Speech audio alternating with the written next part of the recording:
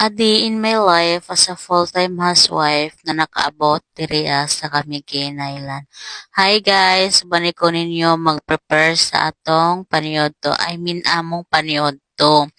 Nag-request nga akong banabals na magata ko karon kay gusto niya ng sinabaw o gimingaw na siya sa gata.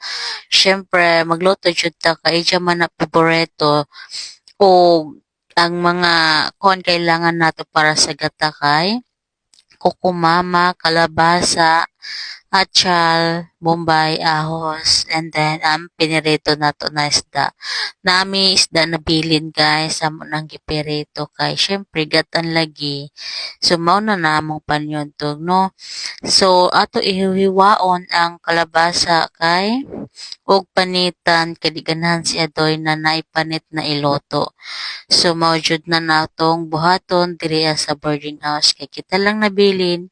So pag uli niya gikan nag-work, igo lang siya kaon kay syempre siya nang inabuhi kita inira kita diri nag ligid-ligid sa kwarto bitaw may kwarto dai mi.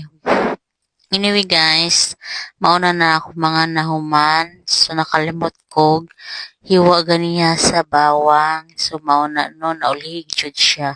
So after that, ato na siya kuan tawagan ay hugasan. Of course, sabay na pud nato ang pagluto sa kanon kay rice cooker man.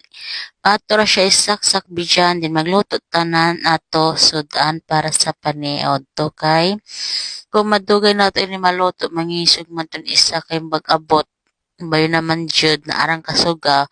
So gusto jud ni Ja pag-abot mo kaon na. So mao na guys no, may kuan naman siya, hutok naman ng kalabasa. Ako siya gikuha, gibutang dito sa platito kay ako siya i-smash.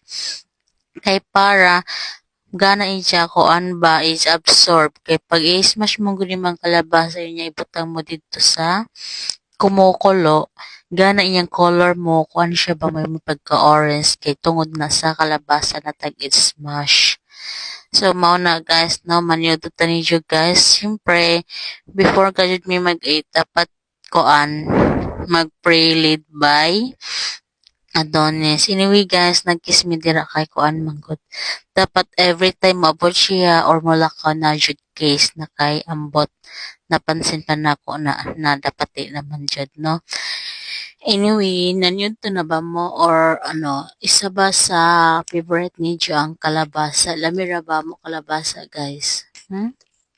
Gusto niyo tagaanta ka mo?